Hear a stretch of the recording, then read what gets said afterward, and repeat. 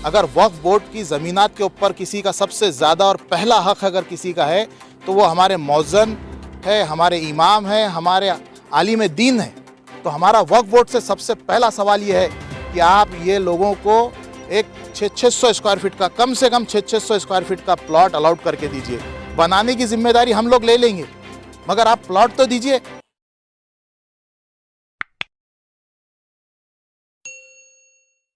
आज समाजवादी पार्टी की तरफ से हम वक्फ बोर्ड कार्यालय में आए हैं और हमारे साथ जो लोग आज यहाँ पे मौजूद है उसमें इमाम मौज़न, मस्जिदों के इमाम मौज़न और हाफिज़ कुरान और उलमाए दीन हैं।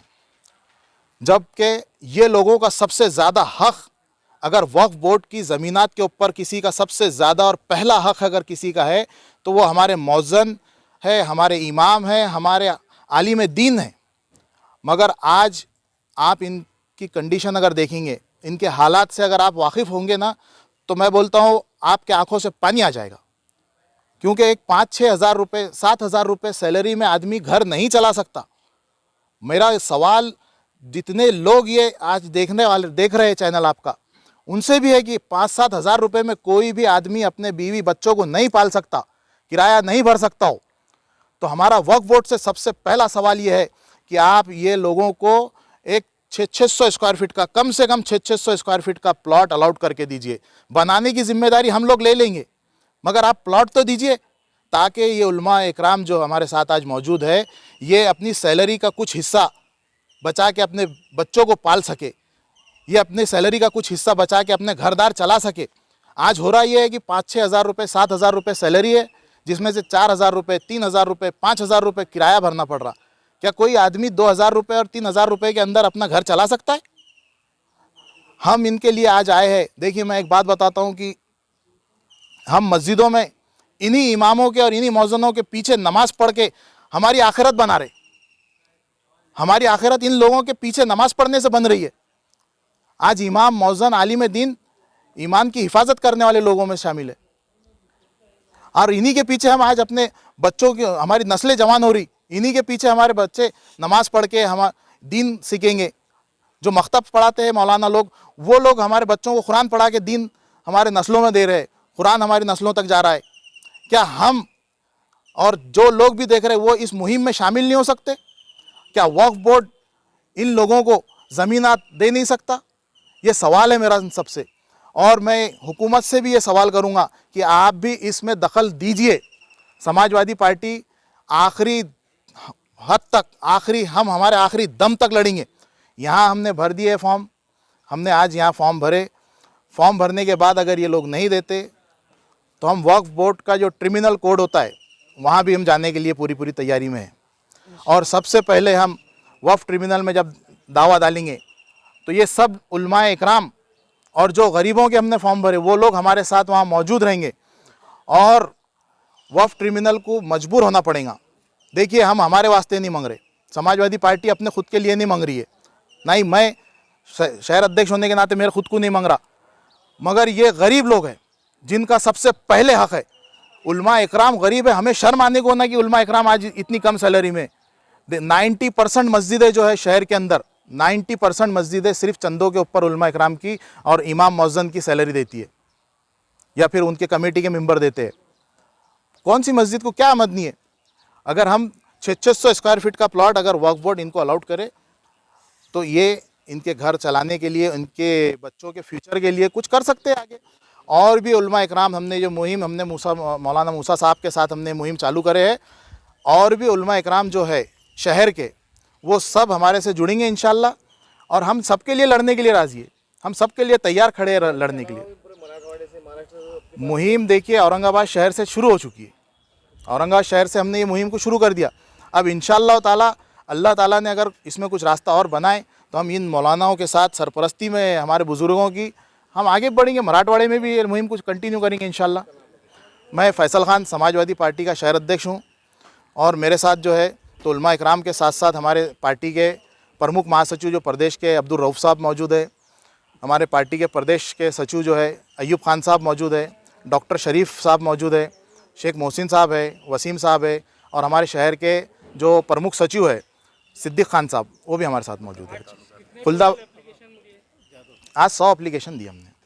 हम तमाम उलमा, अइम्मा, मुअज्जिनीन, मुअल्लिमीन वक्फ़ बोर्ड में एक मुतालबा लेकर आए हैं कि जिस तरह यानी उलमा की, मुअज्जिनीन की और इमामों की जो हाल है लॉकडाउन की वजह से बोलो या फिर उनकी तनख्वाहों का जो सिलसिला शुरू से ही चलता आ रहा है कि कम होती है, तो हम ये मुतालबा लेकर आए वक्फ़ बोर्ड में कि वो हमें उनकी तरफ से अर्ज़ यानी ज़मीन दे जो ज़मीन उलमा और अइम्मा के लिए रखी गई है।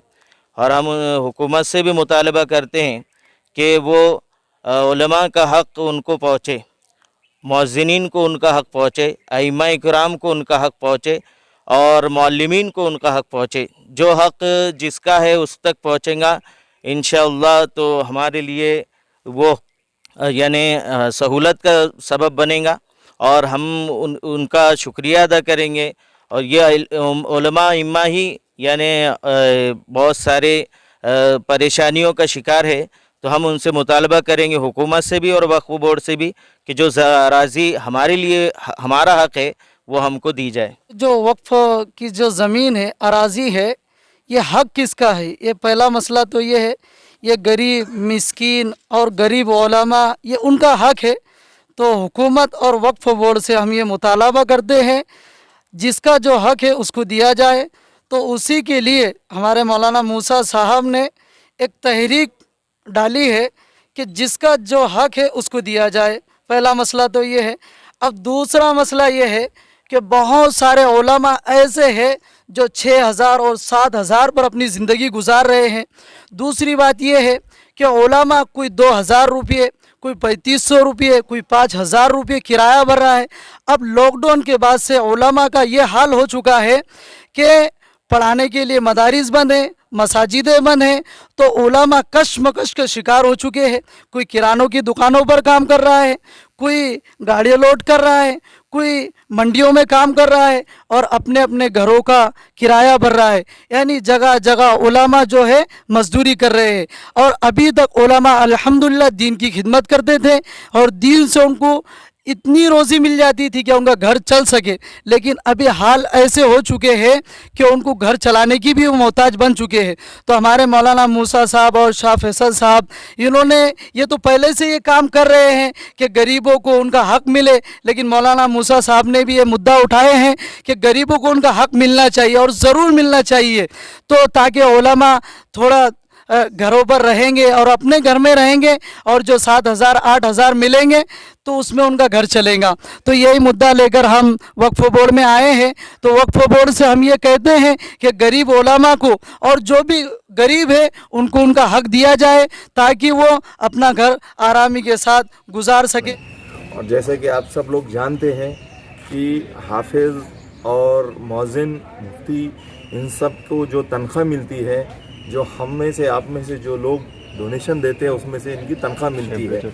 और जो जुमे की नमाज में हम एक मजमा जमा होता और उसके बाद जो भी चंदा होता, पूरे महीने भर में जो चंदा आता उसमें से तनख्वाहें दी जाती है। लेकिन आज लॉकडाउन की वजह से मुफ्तदी कम आ रहे हैं और पिछले साल तो लॉकडाउन में नमाज में कोई आया ही नहीं, सब घरों में नमाज अदा किए, तो हालात बद से बदतर होते जा रहे हैं। ऐसे हालात में घर का किराया देंगे या बाल बच्चों को संभालेंगे, ये चीज़ों को मद्देनज़र रखते हुए समाजवादी पार्टी औरंगाबाद शहर अध्यक्ष फैसल खान ने एक जिम्मा लिया है माननीय आमदार अबू आसिम आज़मी साहब से रब्ता करके कि यहाँ के जो मकामी आलिम दीन है, हाफिज़, आलिम, मुफ्ती, मौज़न के लिए हम आवाज़ उठाएंगे और आप साहब हमें कोऑपरेट कीजिए। तो साहब ने लब्बैक कहा और कहा कि आप ग्राउंड लेवल पे काम कीजिए, मैं मंत्रालय में आलिम दीन के लिए मैं बात करूंगा।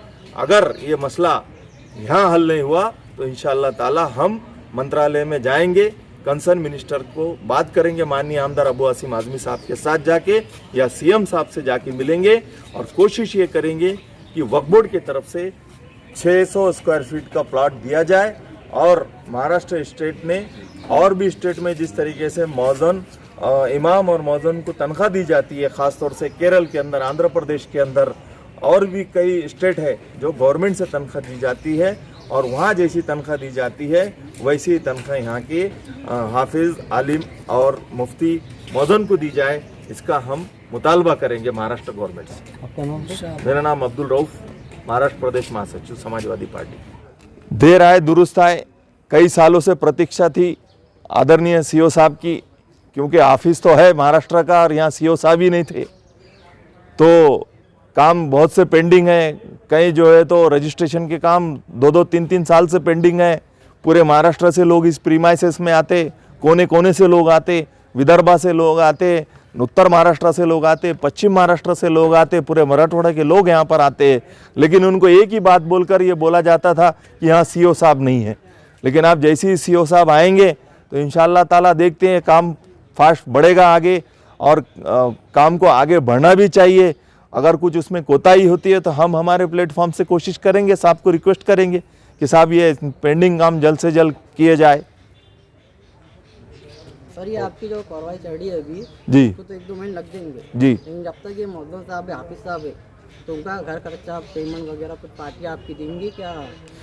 नहीं, हम इनके लिए आवाज़ उठा रहे हैं, क्योंकि इनको हुकूमत ने, जो हम हुकूमत से भी नहीं मांग रहे, हम जो वक्फ की ज़मीन है, जो पूर्वजों ने जो ज़मीनें वक्फ की गई है उसमें से मांग रहे। हम महाराष्ट्र गवर्नमेंट से भी उनकी पर्सनल कोई चीज़ हम नहीं मांग रहे। हमने ये चीज़ की डिमांड की है कि जो हमारे पूर्वजों ने वक्फ किया हुआ है उसमें से हिस्सा दो, और हम कोशिश करेंगे जितना हो सकता है हम कोऑपरेट करने की कोशिश करेंगे। सिद्दीक है और मैं मस्जिद सुलेमान के अंदर मौज़िनी करता हूं, और तकरीबन जो है तो 3 साल से मैं वहीं पर हूं, मौज़िनी की खिदमत अंजाम दे रहा हूं। और मैं किराए के घर में रहता हूं, जिसका किराया मिनिमम जो है तो 2000 रुपये है, और ये भी जो है तो तनख्वाह के अंदर से ही कटता है। तो इसके लिए जो है तो हम एक पटिशन जो है तो लेकर आए, एक अपील लेकर आए वक्फ बोर्ड से कि वक्फ बोर्ड जो है तो कम से कम हमको ज़मीन दे, ताकि हम उस पर जो है तो अपना घर बनाए। जब जो है उसके अंदर से कुछ ना कुछ जो सैलरी बचती है, उससे जो तो हम हमारे अपने बाल बच्चों का जो तो पेट भर सके, और जो हमारे वालिदैन हैं उनके ऊपर जो तो हमारी जिम्मेदारियाँ है वो सब अदा। मैं जो है जिंसी में रनमस्तपुरा सुलेमान मस्जिद के अंदर जो है तो मौज़िनी करता हूँ।